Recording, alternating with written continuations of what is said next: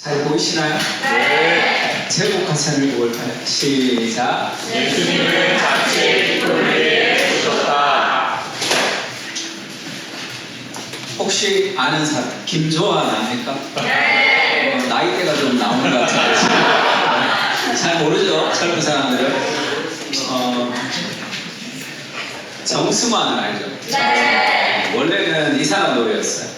사랑에 빠지고 싶다라는 노래가 있는데 김조한이라는 사람이 불렀는데 정승환이 다시 리메이크를 했습니다. 가사를 보면 이래요. 운동을 하고 열심히 일하고 주말에 영화도 챙겨보곤 한데 서점에 들러 책 속에 빠져서 낯선 세상에 가슴이 설렌다. 이런 인생 너무 괜찮아 보여. 난 너무 잘 살고 있어. 그런데 왜 너무 외롭다. 나는 눈물이 난다. 내 인생을 이토록 화려한데 고독이 온다. 넌 나에게 묻는다. 너는 이 순간에 진짜 행복하니 묻는다. 운동을 하고 그러니까 신체 건강하죠. 열심히 일하고 좋은 직장 가지고 있죠. 주말엔 영화도 보고. 근데 놀기만 하는 게 아니라 좀 똑똑해. 또 서점에 들러 책도 보는 이런 인생이 너무 좋은데 왜 너무 외롭고 눈물이 날까? 아, 사랑을 못하는구나 라고 생각이 들겠지만 2절 가사를 보면 너무 사랑해주는 사람이 있다는 거예요. 자기는. 근데 왜 외로울까? 사랑해주는 사람도 있는데 너무 외롭고 눈물이 나. 내 인생은 이토록 화려한데 고독이 온다. 넌 나에게 묻는다. 지금 이 순간 진짜 행복하니? 난 대답한다. 너무 외롭다. 내가 존재하는 이유가 뭘까? 사랑이 뭘까? 나는 그게 참 궁금하다. 사랑을 하면서 또 나는 외롭다. 그래서 어떻게 하고 싶다면 또다시 사랑에 아프고 싶다. 이 정승환이 부를 때는 또다시 사랑에 아프고 싶다는 뺐더라고요. 뭔가 약간 불경 비슷하잖아 느낌이. 왜 사랑하는 사람도 있고 좋은 직장도 있고 근데 왜 내 삶은 허무하냐는 거죠. 왜 나는 정말 행복하지 못할까? 그게 인생이죠. C.S. 루이스가 그렇게 얘기합니다. 정말 자기를 들여다보면 세상이 우리에게 거짓말한다는 거예요. 어떤 거짓말 한다면 세상에 있는 온갖 것을 다 줄 수 있다 얘기하지만 그건 다 거짓말이라는 거예요. 약속을 지키지 못한다는 거예요. 처음에 사랑에 빠졌거나 처음 외국을 그려볼 때 또 흥미로운 과목을 배울 때 우리에게 솟아나는 그런 감정이 있습니다. 근데 그 갈망은 결혼이나 여행이나 배움으로는 채울 수 없다는 거예요. 그 경험이 성공적이 못할 때만 그런 것이 아닙니다. 결혼이나 여행과 배움이 최고일지라도 처음에는 잡을 수 있는 것 같지만 결국에는 사라져버린다는 거예요. 아내가 훌륭하고 여행은 멋졌고 공부는 흥미로울 수 있는데 그래도 무언가 처음 내가 떠올렸었던 그 감정을 채울 수는 없다는 거예요. 무언가 아쉽다는 거예요.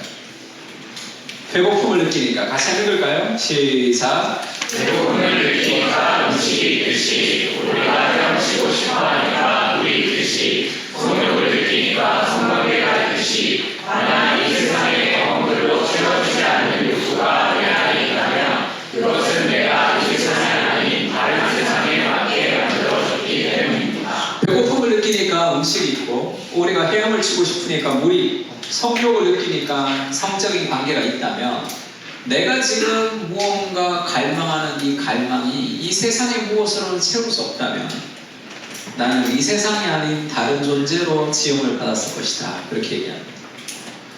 이 사람 누군지 알아요? 형제들 중에 이 풋볼 좋아하는 사람 있나요? 톰 브래디. 탐 브로디라는 유명한 풋볼 선수입니다. 이 40 몇 살까지 지금 은퇴를 했어요. 슈퍼볼을 7번인가 8번 지금 했던 아주 유명한 쿼터백인데 톰 브래디가 평생의 꿈이 뭐였겠어요? 슈퍼볼 챔피언을 하는 거죠. 그 슈퍼볼에서 챔피언을 하고 MVP를 탔습니다. 그리고 나서 이 60분에서 인터뷰를 했어요. 어땠냐? 기분이 어땠냐? 이렇게 물었어요.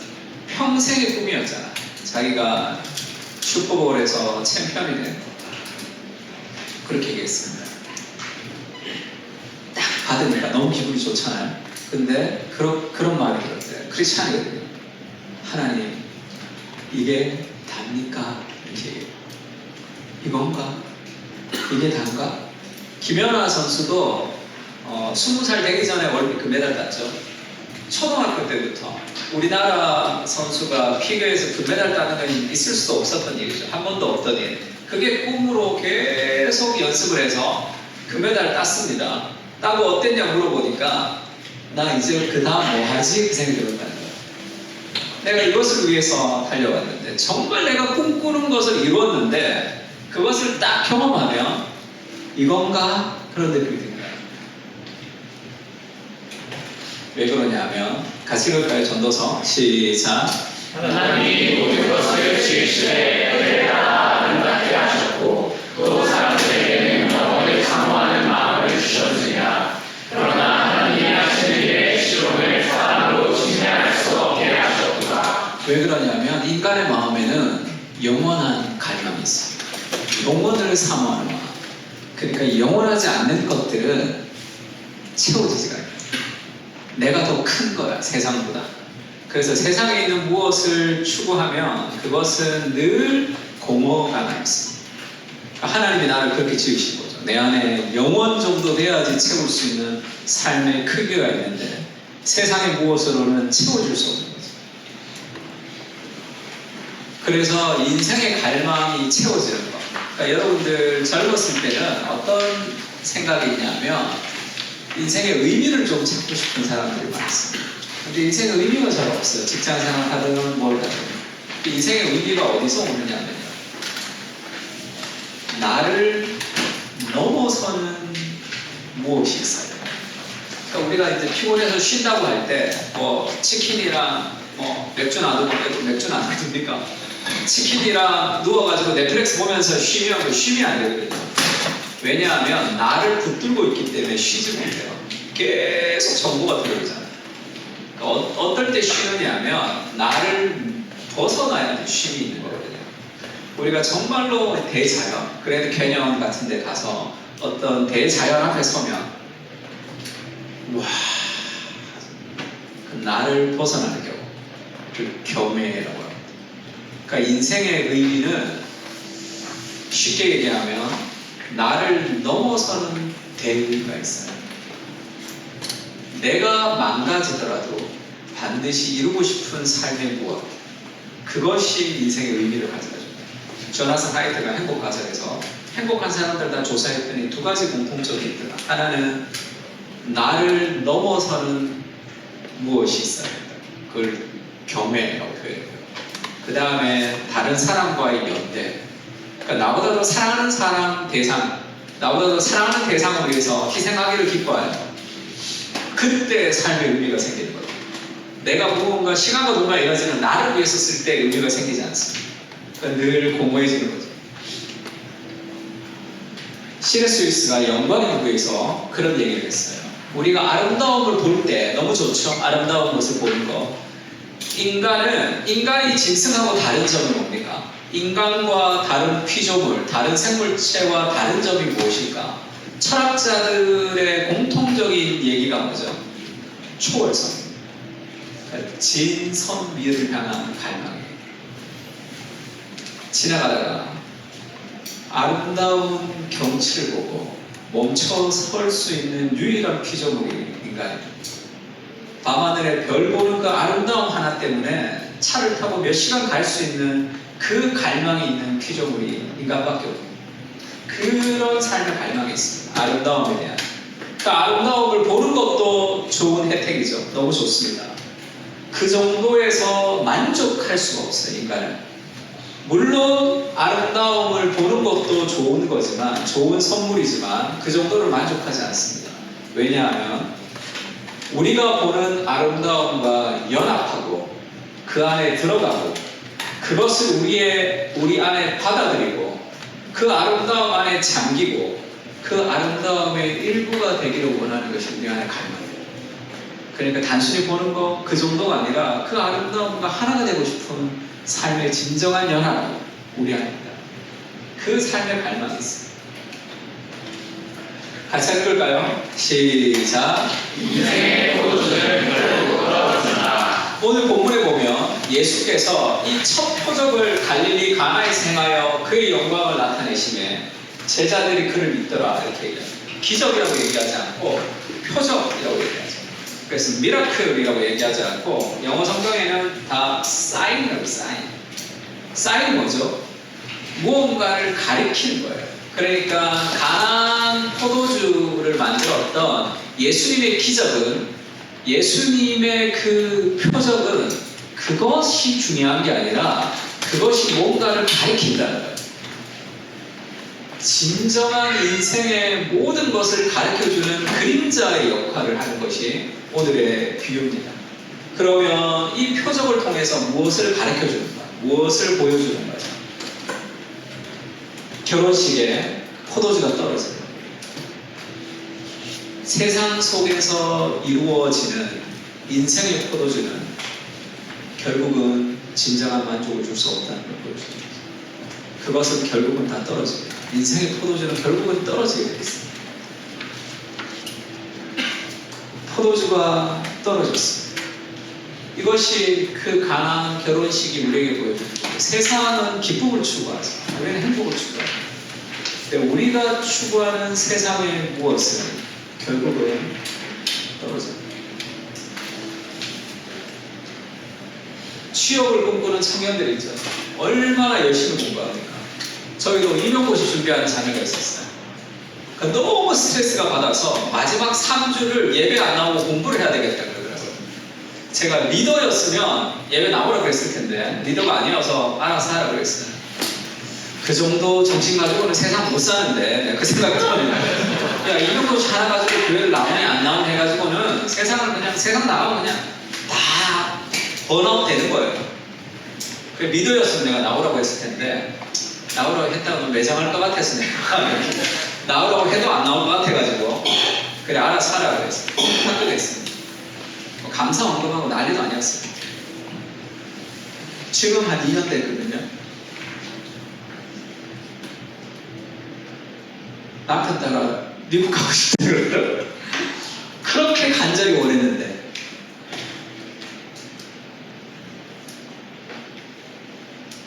첫 출근도 마찬가지예요. 저희 교회도 방송국 다니는 자녀가 있는데 한 번은 그 시험 치기 전에 울면서 왔더라고요. 경쟁률이 높다는 건 알았는데 한 명 뽑는지 몰랐다는 거예요. 근데 뽑는 사람이 한 명이 한 명. 그러니까 몇백 명이 왔는데 그거 막 울더라고요. 그래서 야 뽑힌다. 네가 뽑히면 한 명이면 되지 않냐. 이거는 신앙을 떠나서 뭐 준비도 잘했고 뭐 그 전공도 잘했고 또 영어도 잘하고 네가 뽑힐 수도 있다. 그렇게 이제 기도했어요. 뽑혔어요. 한 명 뽑는데 수련회를 했는데 그때 청년부 수련회를 따로 했는데 그 아버지가 수련회까지 찾아와서 점심을 다 샀어요. 기도해줘서 감사하다고. 2달 만에 회사 안 가고 싶다는 거예요. 그게 인생이죠. 그게 인생. 인생의 포도주는 떨어지게 돼요. 솔로 지옥. 아, 너무 결혼하고 싶어. 결혼하면 오늘날이 이혼 충격은 안 써. 정상이죠 이게. 그러니까 그렇게 살아있는데 결국 어떻게 되는 줄 알아요? 우리 엄마 아빠 같이 돼요. 우리 엄마 아빠 결혼식 할 때 사랑이나 했을까? 사랑이라는 걸 알까? 그런 생각이 드는 사람도 많은데 그렇게 솔로 지옥을 탈출하고 싶어서 탈출했다니 이렇게 되는 거죠. 인생의 포도주는 결국 그렇게 됩니다. 야곱이 라헬을 위하여 7년을 수일같이 해줬습니다. 그렇게 뜨겁게 사랑했어요. 그렇게 7년을 며칠처럼 여길 정도로 엄청난 사랑을 쏟아부었습니다. 근데 야곱 강가에 와서 에서가 자기를 죽일지도 모른다는 삶의 두려움 끝에 가장 중요한 것을 뒤에 놔두고 덜 중요한 것부터 보냅니다. 가축과 돈과 이런 걸 먼저 보내고 자식들도 순서대로 세우죠. 그 다음에 정말로 사랑했던 라헬을 마지막에 세우고 더 사랑했던 지는 가지도 않죠. 강을 건너지도 않습니다. 다 죽으면 도망가려고. 그렇게 사랑했는데 먼저 보내잖아요. 왜? 지가 더 사랑스럽거든. 그래서 야곱왕이 지 혼자 있는 거잖아요. 하나님을 만나고 야곱이 제일 앞으로 갑니다. 그렇게 사랑했는데 팅켈러의 내가 만든 시에 보면 야곱의 삶은 공허했습니다.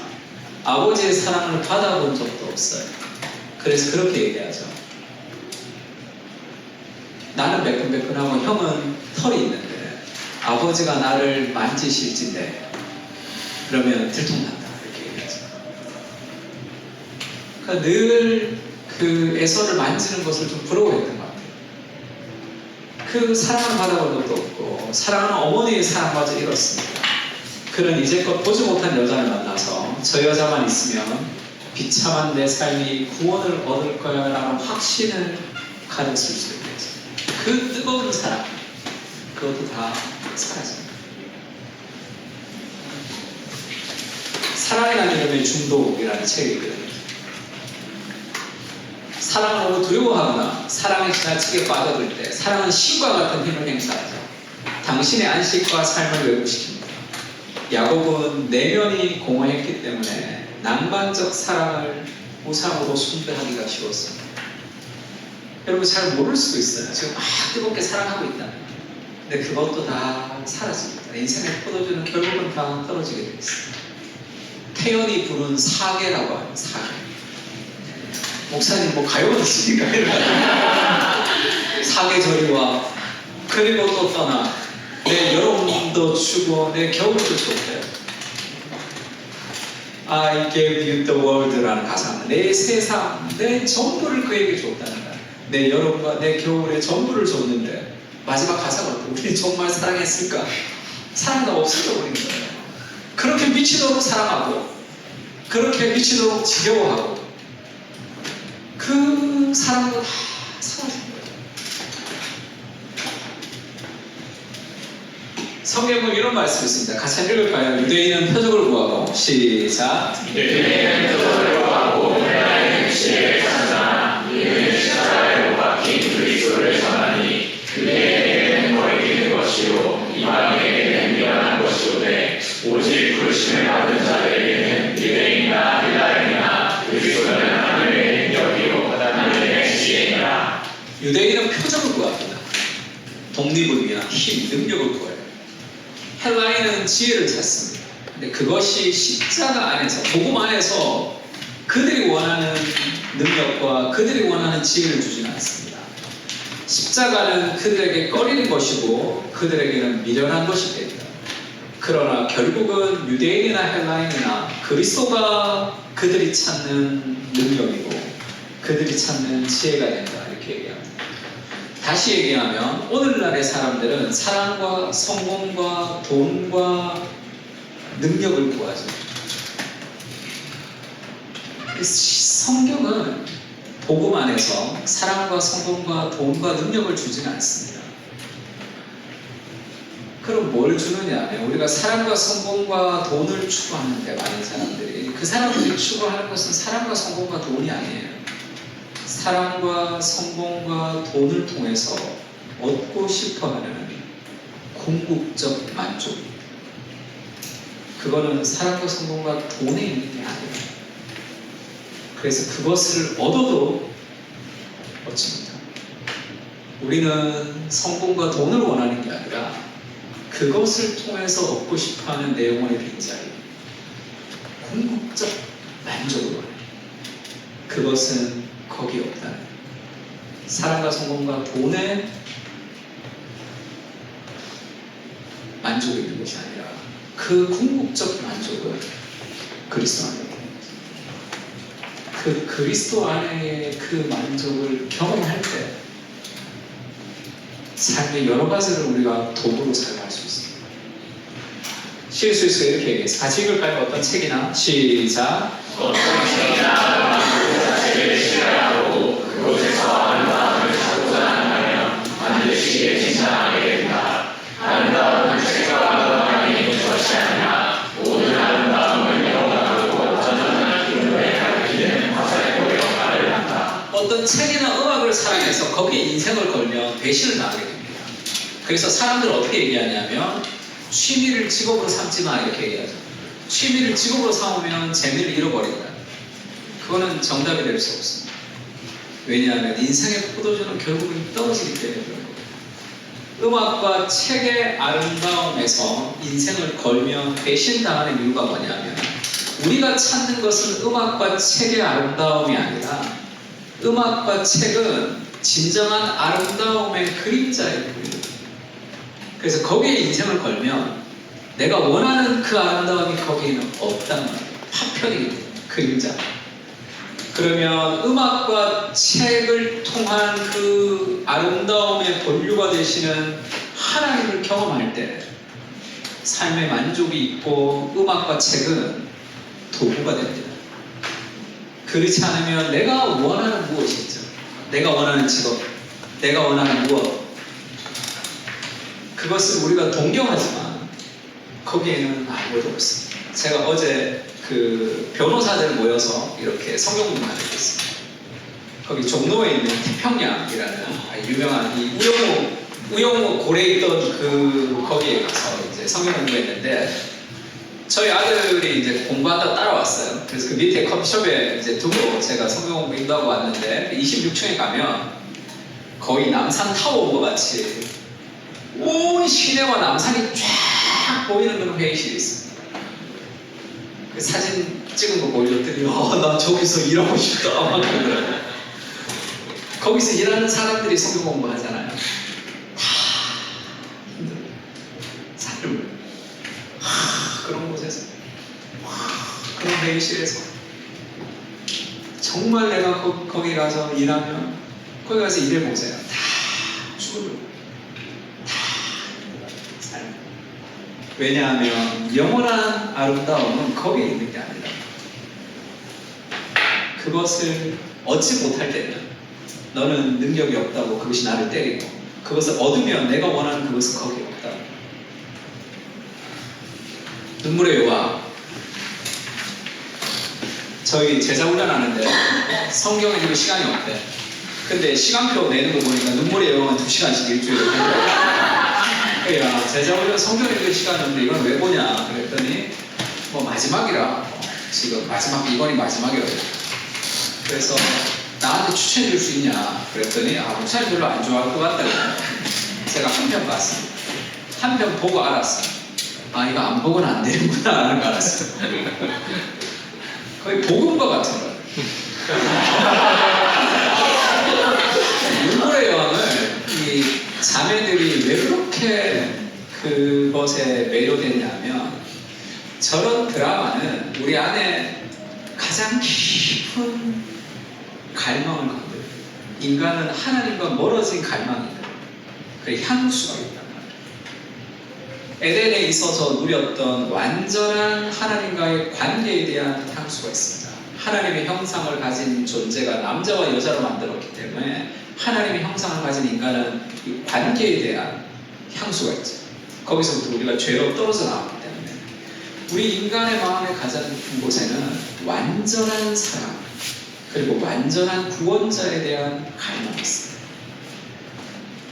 그런데 이런 이 드라마를 보면 이 남자 주인공은 여자 주인공이 어떤 위험에 처해도 그냥 결정적일 때 나타나잖아요. 그리고 모든 것을 다 해결하는 구원자로 등장합니다. 완벽하게 한 여자만을 헌신하는 그런 구원자. 제가 송혜교 나오는 드라마 봤더니 절벽에서 차로 떨어져 송혜교가. 근데 송중기가 막 구해주더라고요. 그럼 드라마에서만 있는 거죠. 둘이 벌써 헤어지고 하나는 외국 여자랑 결혼하고 뭐 그렇게 되는 그런 드라마는 우리 안에 어떤 완전한 사랑과 완전한 구원자에 대한 갈망을 건드려준다. 그러니까 그것을 보는 거죠. 이찬수 목사님 한번 뵀더니 고목사 폭삭 쏘가수사를 꼭 보라 그러시더라고요. 자기는 2번 정주행했대. 이거는 목회의 매뉴얼이야. 제가 시간이 없어서 뭐 한 편 보고 못 봤습니다. 그날부터 내가 보고 이제 한 달 뒤에 만나자니까. 그날 한 편 보고 못 봤어요. 그래서 목사님 못 봤습니다. 그랬더니 스포해도 되냐고. 한 여자가 정말 고생이 많은데 남편의 사랑만으로 결국 그 모든 어려움을 이긴다. 복음이라고 그러시더라고요. 근데 남편이 알고 봤더니 박복음이야. 그러면 다행이지. 그럼 다행이지. 그러고 막 신랑 보니까 오징어처럼 보이는 거잖아요. 그런 갈망을 건드리거든요. 근데 그 갈망은 거기서 채워줄 수 없는 거죠. 그래서 일본의 아줌마들이 한국 드라마 보고 와서 막 울면서 어디 연사마한테 가서 울고 막 그러잖아요. 그것으로는 채울 수 없는 거죠. 흑백 요리사 왜 그렇게 열심히 먹고 초까지 다 봤더라고요. 왜 그 흑백 요리사를 보냐면요. 아, 저거 먹고 싶다. 천만에. 우리 100만 원씩 주고 그것을 내 돈 내고 먹기는 쉽지가 않습니다. 맛있는 거 먹고 싶어서 보는 게 아니라 인간의 마음속에는 관계에 대한 갈망도 있지만 하나님의 형상을 가지니까는 땅을 정복하고 다스리는 뭐라고 해야 될까요? 인간은 정말로 의미 있는데 내 인생을 다 드리고 싶은 삶의 열정이 있습니다. 근데 이 흑백요리사 같은 이 프로그램을 보면 요리라는 그 별것 아닌 것 같은 거기에 인생을 보여줘. 그 삶의 이 열정이 우리 안에 무언가를 끌어올려 삶을 알아. 아, 나도 이렇게 살고 싶지만 나도 무언가에 정말 인생을 다 들으면서 살고 싶은 그 삶의 열정을 건드리는 거죠. 어벤져스 형제들 왜 봅니까? 가슴 뛰잖아. 어벤져스. 인간은 우리는 온 세상을 구원하고 싶은 가서 모든 민족을 제사 삼는 그 삶의 어떤 갈망도 있습니다. 이런 것들은 그림자를 보여주는 거죠. 우리 안에 갈망을 막 불러일으킵니다. 그래서 거기에 매료되는 거예요. 그러나 여기에 매료되면 정말 우리가 원하는 그 갈망을 채울 수 없는 거죠. 그 모든 것은 하나님의 아름다움에 바꾸는 티케라가 이런 얘기했습니다. 사람들이 여전히 동화 같은 해피엔딩과 마무리로 끝나는 영화나 책을 보려고 몰려든다. 오디세우스 보러 가죠. 저도 그저께 저희 아들이랑 밤 11시고 보러 왔어요. 끝난 새벽 2시. 자리가 없어서 맨 앞자리에서 봤는데 목이 부러지는 줄 알았어요. 왜 그렇게 사람들이 동화나 신화 같은 그곳에 사람들이 매료될까? 현대 사실주의 소설로는 채우지 못하는 인간의 깊은 동경이 있기 때문이죠. 죽음을 피하고 영원히 사는 것, 요족이나 천사 같은 다른 인격과 교류하는 것, 영원히 치유되어 이별 없이 사랑하는 것 등이다. 동화를 통해서 자신들의 열망을 성취하기 위해 동화에 눈을 돌린다. 우리 인간 안에 어떤 갈망을 보여주는 거죠. 내 삶에. 인생은 일리어스와 오디세이다. 누가 그렇게 얘기합니다.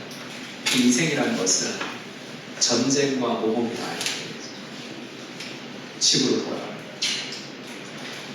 거의 복음과 같죠. 우리 인생의 스토리.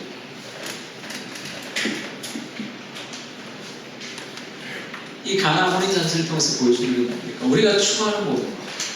좋은 직장, 돈 많이 버는 것, 좋은 사람이랑 결혼하는 것, 좋은 집에서 사는 것, 그 모든 것은 다 포도주가 떨어지는, 그 기쁨이 떨어지는 그것이 인생의 본질이죠. 그래서 쇼펜하우 책 같은 것이 유행하는 이유가 뭡니까? 까미 같은 사람들의 책들 보면 어떤 마음이 들어요? 인생은 결국은 다 부족해요. 다 부족해요. 그렇게 노력하지만 허무하게 끝나는 게 인생이야. 그렇게 얘기하죠. 그것도 진리의 파편들을 보여줍니다. 같이 읽을까요? 시작. 그래서 여러분이 이 가나안 포도주 같은 결혼을 꿈꾸면 결국은 포도주가 떨어집니다. 정말 내가 원하는 직장, 여러분 정말 원하는 직장은 당연히 만족이 없어요. 직장이. 내가 원하는 직장을 다니며 만족이 있을 것 같아요.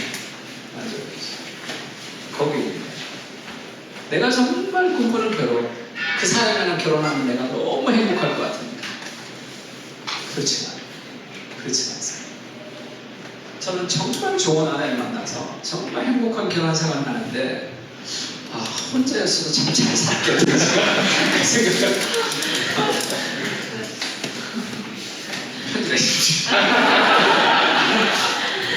인생은 거기에 무언가를 걸게 되면 남는 것이 결국은 무너진 내 인생만 남는 실패 같은 내 인생. 내가 꿈꿨던 인생이 이건가? 무너진 내 인생의 잔치를 경험하죠. 인생은 그 결혼식에 그리스도가 계십니다. 그 포도주가 떨어지는 그 인생의 본질을 얘기하는 거죠. 우리는 행복해지고 싶습니다. 그러나 이 땅을 살아가면서 내가 원하는 행복이 이 땅에 줄 수 없다는 것을 경험하고 살아가는 거죠. 그 무너진 내 인생의 잔치에 그리스도가 계시는 거죠. 근데 문제가 뭐냐면 우리가 예수님을 생각할 때 어떻게 생각하냐면 예수님은 내 인생의 흥을 깨트리는 분이라는 생각이 들어요. 나를 막 기쁘게 하는 분이 아니라는 생각이 들어요. 예수님은 내 인생의 흥을 깨트리는 분이 아니에요. 나를 기쁘게 해주기 위해서. 예수님이 이 땅에 오셨을 때의 별명이 뭐죠? 먹기를 탐하고 포도주를 즐기는 사람이요 세리와 죄인의 친구로다. 그러니까 예수님은 한량이처럼 보는 거예요. 막 경건하게 막 그런 게 아니라 사람들이 볼 때 예수님은 특히 이 누가복음의 예수님을 보면 누가복음의 예수님을 누가 주석에서 그렇게 썼더라고요. 누가복음의 예수님은 먹으러 가거나 먹거나 와서 늘 먹어. 태어난 거 어디에 태어났죠? 베들레헴 떡집에 태어났습니다. 그 다음에 오병이어 오늘도 포도주 만들죠. 그리고 마지막에 돌아가실 때까지 지도의 만차 계속 먹는데 태어나면서. 그러니까 예수님을 보면 저거 뭐지 태어나? 뭐 계속 처먹네. 어디 가는지 계속 먹는다고 해요. 세리와 죄인들을 데리고 다니면서 계속 먹거든요. 그 예수님 왜 그렇게 먹을까요? 하나님의 나라의 본질을 보여주는 거죠. 세리와 죄인들과 함께 식탁을 가진 하나님의 나라 본질인 거죠. 토니 캐플러가 이런 책을 썼어요. The Kingdom of God is a party. 하나님 나라는 파티죠. 너는 하나님의 패밀리, 하나님의 가족이다. 그걸 한 식탁 안에서 하나님의 나라는 기쁨이라는 것을 보여주는 거죠. 먹고 마시는 그 삶의 기쁨. 하나님의 나라가 파티다라는 것을 보여줍니다. 예수님이 삼위일체가 세상을 창조할 때는 마찬가지죠. 삼위일체가 세상을 창조하신 이유는 한 가지입니다. 삼위일체가 행복한 사람, 행복한 분입니다. 관계적 행복. 그것을 나누고 싶은 거예요. 얻으려는 게 아니라. 그러면 하나님이 우리에게 원하시는 것은 행복. 내가 행복한. 사람이 제일 되는 목적이 무엇입니까? 사람이 제일 되는 목적은 하나님을 영화롭게 하고 영원토록 그분을 즐거워하는 것. 인조잉 하는 거예요. 즐거워하는 것. 나의 즐거움이 하나님의 영광이랑 똑같다는 거예요. 하나님의 영광을 받으시는 것. 우리 인생의 목적이 뭡니까? 나 행복해지는 거잖아요. 그것이 본질이죠. 성경은 하나님이 제일 원하시는 건 나의 행복이에요. 잘 생각해 보세요. 저희 아들이 있는데 제 아들한테 제일 원하는 게 뭘까요? 공부도 잘하고 성적도 좋고 좋은 데 취직하고 돈도 잘 벌고 하면 좋겠죠. 근데 궁극적으로 내가 우리 아들이 어땠으면 좋을까요? 행복하면 좋겠죠. 인생. 하나님도 나를 행복하기로 원하십니다. 그것을 위해서 목숨 버리십니다. 그러면 예수님은 내 인생을 가장 행복하게 해줄 수 있는 분이시다라는 그 삶의 확신이 있어요. 근데 그렇지 않으면 늘 부정적인 생각이. 그리고 그리스도가 아닌 다른 것에서 행복을 찾게 되어 있어요. 그럼 인생의 포도주는 결국은 떨어지죠. 그러면서 점점 영재적으로 살게 됐어요. 존 파이퍼 목사님 이런 얘기 같이 한번 읽을까요? 우리가 시작. 우리가 하나님 앞에서 가장 큰 만족을 누릴 때 하나님은 가장 큰 영광을 받으시나. 내가 행복할 때 하나님은 가장 기뻐하시죠. 내 아버지가 제일 기뻐하는 거 자녀의 행복입니다. 근데 내가 추구하는 내 삶의 무엇을 가지고는 진정한 행복을 가질 수가 없는 거죠. 돈, 명예, 사랑, 성공, 그것으로는 우리는 진정한 행복을 가질 수 없기 때문에 잘못된 삶의 추구, 그것은 결국은 포도주가 다 떨어지게 됩니다. 예수님의 어머니가 예수께 이르되 저들에게 포도주가 없다. 내 때가 아직 이르지 않았습니다. 예수님의 어머니가 너희에게 무슨 말씀을 하시든지 그대로 하라. 내가 아무리 노력해도 내 인생의 기쁨과 행복을 이어갈 수 없는 것이 이 가나안 포도주가 우리에게 보여주는 사인이죠.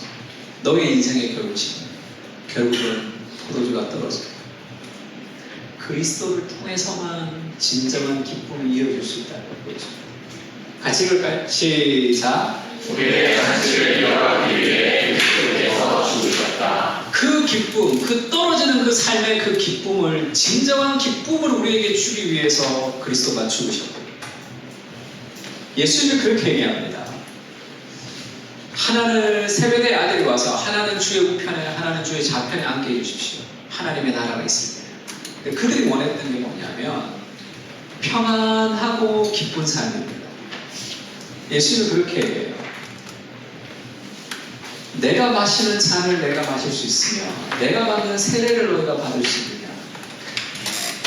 그리스도의 죽음을 통해서만 오는 거고, 그 기쁨이라는 것은. 우리 인생의 행복도 마찬가지입니다. 우리 인생의 진정한 행복은 어디서 오냐면 나를, 내 인생이 다 무너져도 이루고 싶은 나보다 더 큰 삶의 내일을 만나는 거예요. 그때 가장 행복하고, 시간과 돈과 에너지를 나를 위해 쓰는 게 행복한 게 아니라 내가 힘들어져도 우리가 사랑하는 사람이 있으면 그 사람의 기쁨을 위해서 나의 자유를 제한하는 것이 더 큰 자유죠. 더 기쁨이죠.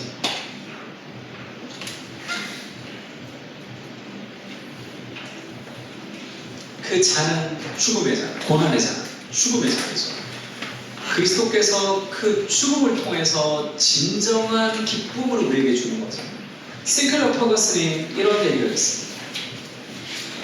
예수님은 잔치의 기쁨의 한가운데서 다가올 슬픔을 조금씩 맛보며 앉아 계십니다.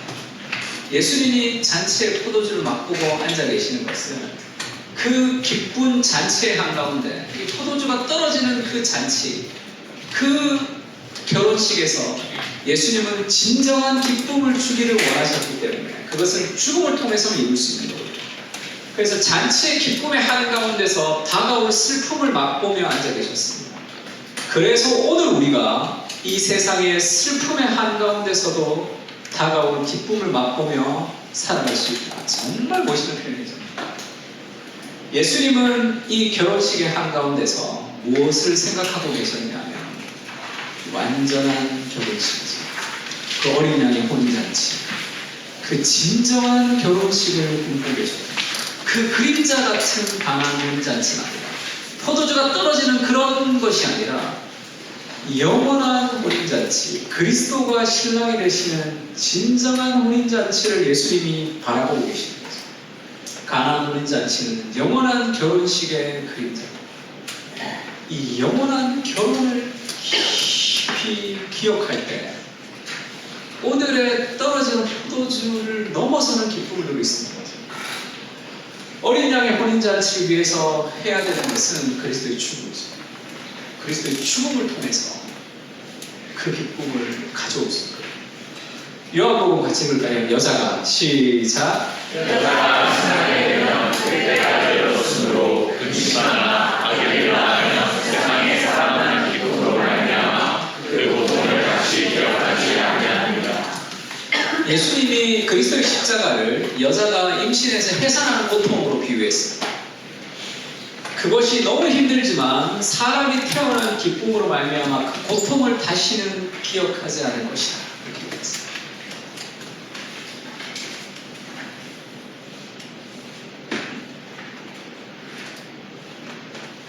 저는 예전에 그런 생각이 있었어요. 청년 때 저는 약간 좀 삐딱한 청년이라 가지고 예수님 하나님이 자신의 아들인 하나밖에 없는 아들을 우리를 위해서 십자가에서 내어주셨다는 게 기분이 별로 안 좋았어요. 저는 비겁하다고 생각했습니다.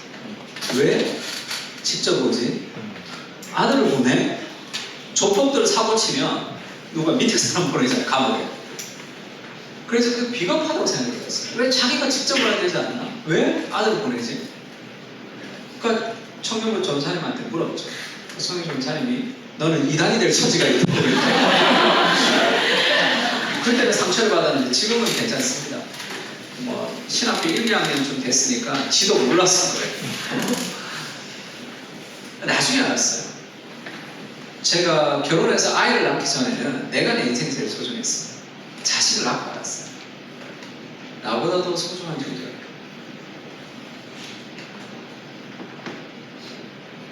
하나님이 사랑 아들을 우리에게 주셨다는 것은 자기를 주는 것보다 더 귀해서 대부분의 부모들은 자식이 주는 죽음 앞에서 다 대신 죽어줄 수 있어요. 그것도 기쁨. 그래서 십자가 그랬다는 거죠. 고통스럽지만 더 큰 기쁨. 그것이 십자가를 뛰어납니다. 인생의 행복도 똑같습니다. 나보다 더 사랑하는 대상을 위해서 인생을 희생하기를 기뻐하는 기쁨이 있을 때 인생은 의미가 생깁니다. 예수님 그렇게 얘기하죠. 자기를 부인하고 자기 십자가를 지고 나를 쫓아오라. 그것은 고통스러운 기록을 하는 뜻이 아닙니다. 고통스럽죠. 십자가가 고통스럽지만 더 큰 기쁨을 위해서 자신을 희생하는 기쁨이죠. 그래서 마틴 루터가 갈라디아 주석에서 그리스도 십자가를 딜라이트라고 말했습니다. 왜 그리스도 십자가가 딜라이트인지 잘 몰랐어요. 그게 왜 즐거운 거죠? 십자가 왜 기쁘죠? 고통스럽지만 그것을 넘어서 그 앞에 있는 즐거움을 위하여 십자가를 참으셨고 그 즐거운 거죠.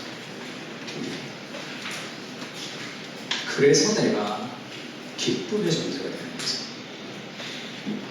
그리스도의 십자가를 통해서 내 인생을 볼 때, 내 인생이 이대로 끝나지 않겠구나라는 삶의 확신이 드는 거죠. 그래서 복음은 우리를 반드시 성공시킵니다. 왜냐하면 실패 앞에서 가장 잘 그리스도의 목숨을 건지면서 내 인생을 그리스도의 목숨보다 더 귀한 기쁨. 삶의 자신감 거기서 오는 거죠. 그리스도가 그 잔치의 기쁨을 위해서 십자가에서 자신을 내어주면서 우리를 살리셨죠. 같이 해볼까요? 그리스도 희생으로 시작. 그리스도의 희생으로 주신 기쁨을 이어가라. 그 그리스도의 희생으로 이루신 그 기쁨을 이어갈 필요가 있습니다. 거기에는 유대인들의 정결 예식을 따라 두세 통들은 돌 항아리 6이 놓였다. 이게 뭐죠? 율법이죠. 깨끗하게 해야 되는 정결의 율법입니다. 그것으로는 우리를 깨끗하게 할 수 없습니다. 씻고 씻어도 계속 씻어야 되는 그 삶의 한계. 인생의 포도주는 결국은 떨어지는 거죠. 아무리 노력해도 그것을 채울 수 없는 삶의 갈망을 가지고 있는 사람. 까미가 시지푸스의 신화에 보면 시지푸스 돌을 올리고 내리고 또 돌 올리고 내리고 현대인이죠. 그 시지푸스를 뭐라고 얘기합니까? 행복한 사나이인 시지푸스 이렇게 끝나죠. 왜 행복이라고 얘기했어요? 시지푸스. 까미가 봤는데 인생은 부족이 의미가 없거든요. 죽도록 노력해도 원하는 결과를 내릴 수 없는 세상이잖아요. 그래서 운명과 맞서는 그것을 멋있다고 생각합니다. 인생은 계속 왔다 갔다 하는 건데 결국 의미 없이 끝나는 것인데 그래도 계속 하는 거니까 좀 멋있다. 인생은 의미가 없으면 그러면 그냥 죽어야 되잖아. 의미가 없으면. 그러니까 그거를 그러면 너무 의미가 없으니까 계속 돌굴리고 하는 그렇게 도전하는 삶 자체가 인생의 의미다 라고밖에 생각할 수 없는 거죠. 복음을 모르니까 우리가 다 그렇게 살아가고 있는 거죠. 정말로 노력했는데 내 인생의 행복을 위해서 정말로 애썼는데 행복이 없다. 그걸 어떻게 생각하냐면 내가 원하는 대학에 가지 못해서 내가 원하는 직업을 가지지 못해서 그래서 성경도 안 읽고 열심히 공부만 하잖아. 불안하기 때문에. 근데도 그것을 도달할 수 없는 패배감 속에 살아가고 그것을 도달하면 내가 원하는 그것은 거기 없다. 예수님이 물로 포도주를 만들었습니다. 어디서 났는지 알지 못하되 물도운 타민들은 알고 그러면서 그렇게 얘기하죠. 야, 희한하네. 원래 좋은 포도주를 내고 점점 떨어지는 것이 인생이거든. 너는 지금까지 좋은 포도주를 두었구나. 내가 아무리 노력하는 유대인의 정결의식같이 아무리 노력해도 인생의 포도주는 계속 떨어집니다. 35가지 꿈꾸다가 35이 지나면 모든 꿈이 다 꺾이죠. 나 안 되나 보다. 그냥 여기서 그냥 이렇게 살아야 되나 보다. 그렇게 산다. 완전히 다르죠. 그리스도께서 완전한 다른 기쁨을 우리에게 주신다. 물 같은 인생을 포도주처럼 바뀌면 정말 만족, 정말 기쁨을 우리에게 주는 거죠. 우리가 추구했던 그 기쁨이 아니에요. 사마리아 여자가 예수님을 만났습니다. 이 여자 안에는 갈망이 있거든요.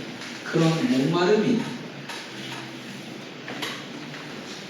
너의 인생에 목마름이 있다. 내가 그것을 채워줄 수 있다. 주님, 그 목마름을 해결하고 싶습니다. 예수님 뭐라고 합니까? 남편을 데리고 오라. 남편과 무슨 상관입니까? 남편을 데리고 오라. 정말로 원했던 삶의 갈망이 있는데 그것은 완전한 사랑이었겠죠. 이 남편과 이 남자를 만났는데 그것을 채울 수 없었습니다. 그래서 이 남자 남편이 5 있었지만 그 영혼의 갈급함을 해결할 수가 없었다.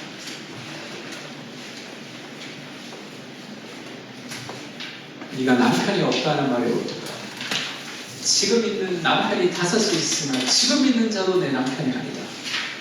그 어떤 노력으로도 채울 수 없는 삶의 갈급함은 그것으로 채우는 게 아니야.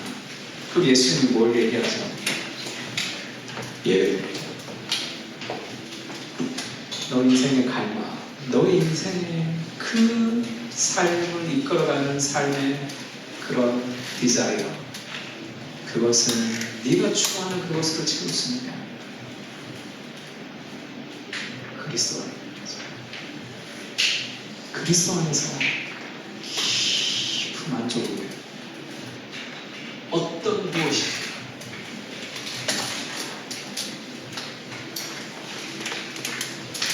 복음이 진리라는 것을 아는 것은 우리를 변화시키지 못합니다. 그것이 아름답다라고 내가 경험이 될 때 그 그리스도의 인격을 사랑하게 될 때 삶은 변화되는 거예요. 성경을 읽으면서 어떨 때 변화되냐면요. 예수님의 어떤 무엇이 너무 아름다운 이 도덕적 아름다움을 경험하는 거예요. 그러면 나도 저렇게 살고 싶다 라는 그 삶의 열망이 생기면 예수님 닮아갑니다. 여러분 인생의 목적이 뭡니까? 그럼 다 예수님 닮는 거예요 이렇게 얘기해요. 근데 별로 예수님을 안 닮고 싶어. 더 많고 싶어 그냥. 그거는 그 아름다움을 경험해보지 못해요.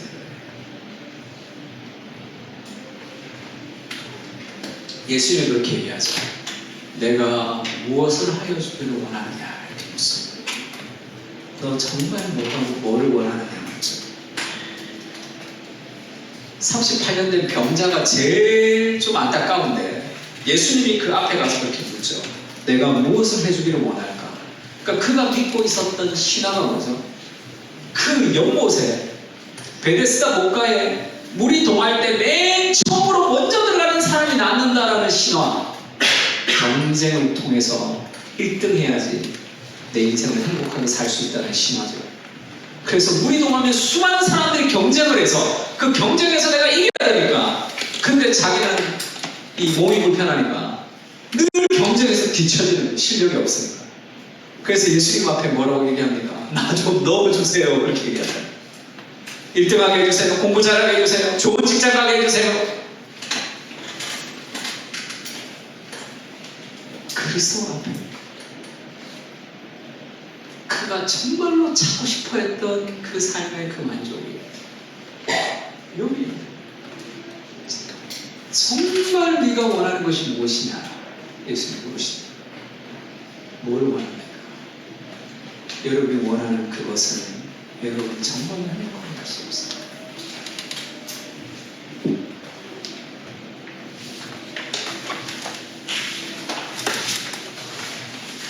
어거스틴의 고백록에 제가 정말 좋아하는 이 문장인데, 고백록에서 어거스틴이 이렇게 얘기합니다.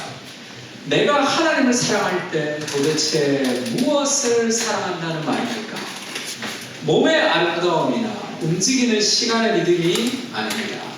눈을 즐겁게 해주는 빗줄기도, 변화무쌍한 소리의 세계에서 흘러나오는 달콤한 멜로디도, 꽃과 향료가 풍기는 향기로운 냄새도, 만나와 벌꿀도, 누군가 끌어안고 기쁨을 누리는 팔다리도 아닙니다.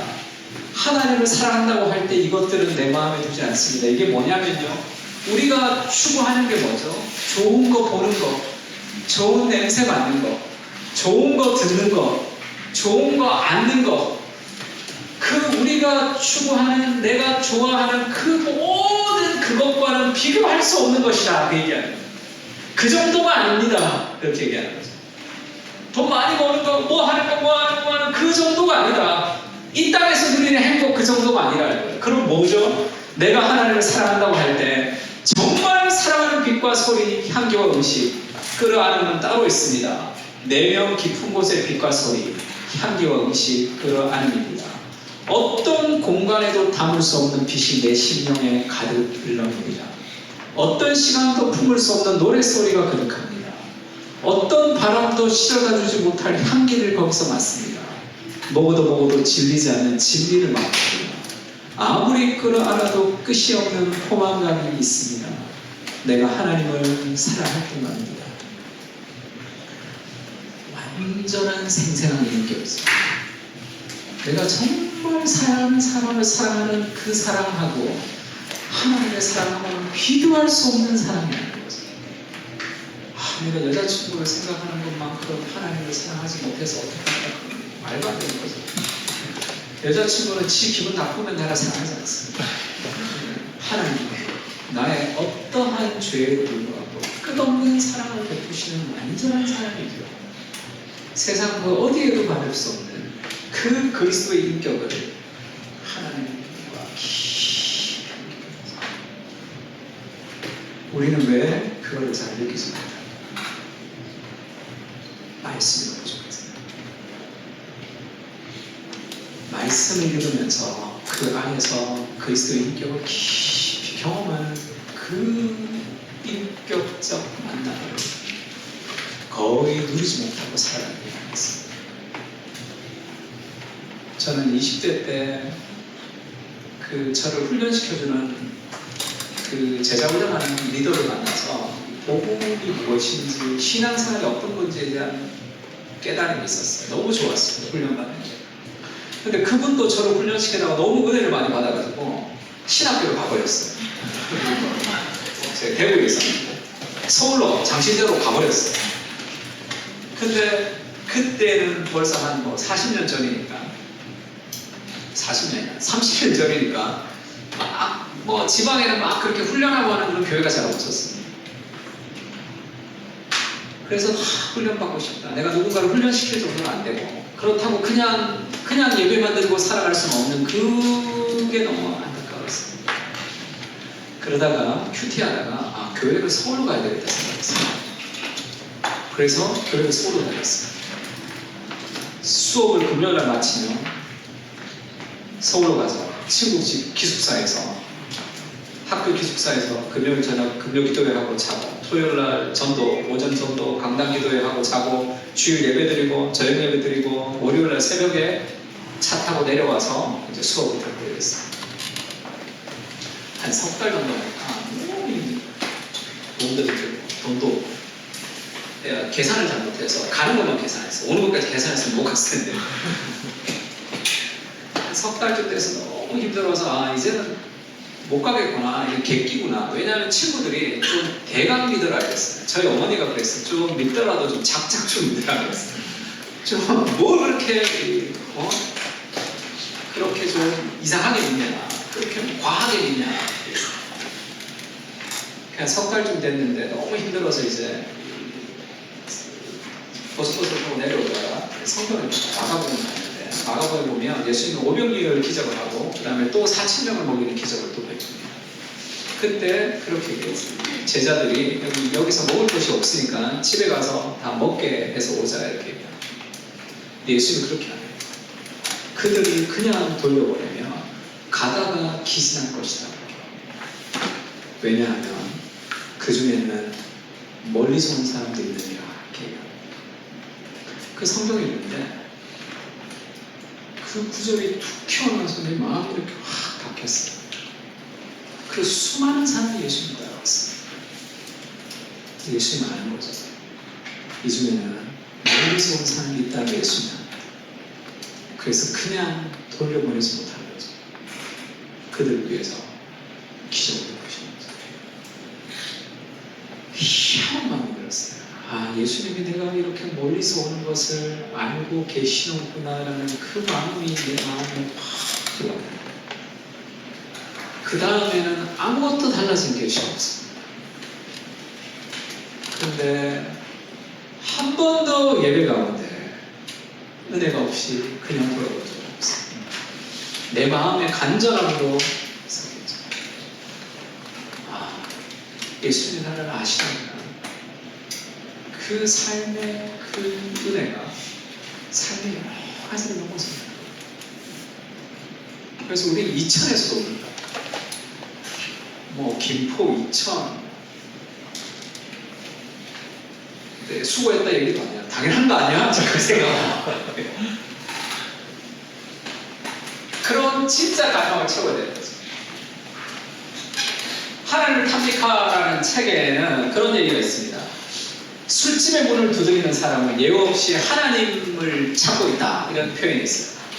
술집의 문을 두드리는 사람은 천국의 문을 두드리는 것이다. 체스턴이 그렇게 얘기하는데, 우리가 어떻게 생각하냐면 내가 여기 있고 하나님이 저기 있어요. 술과 성과 마약은 이쪽 하나님과 멀어진다고 생각하는 거예요. 그래서 하나님이 저기 계신데 내가 이쪽으로 멀어지고 있어서 다시는 죄 짓지 않으려고 결단합니다. 그렇게 되면 다 망해요. 인간의 본성은 죄를 사랑하는 마음이 있기 때문에 아무리 죄를 짓지 않으려고 노력해도 죄를 사랑하는 마음을 없앨 수 없으면 죄와 이길 수 없습니다. 그래서 죄와 영적인 전적을 벌이면 무조건 지게 돼 있어요. 근데 왜 술집의 문을 두드리는 것이 천국의 문을 두드리냐면요. 왜 그 사람들이 술과 성과 마약을 하냐면요. 마음의 공허함 때문입니다. 그러니까 무언가 만족이 없다는 거예요. 어거스틴은 그렇게 얘기했죠. 우리는 하나님이 창조했기 때문에 하나님을 향해서 지은 바 되었어요. 하나님 안에서 쉴 때까지 내 영혼이 안식할 수 없었습니다. 인생의 진정한 만족은 하나님께 가야지 쉴 수 있는 거예요. 그러면 술과 성과 마약으로 그들의 공허함을 달래는 이유는 하나님을 찾고 있는 거죠. 술과 성과 마약으로 끝나니까 계속 반복적이죠. 그러니까 더 갈망해서 하나님을 만나면 이것은 없어지는 겁니다. 그것과 비슷하죠.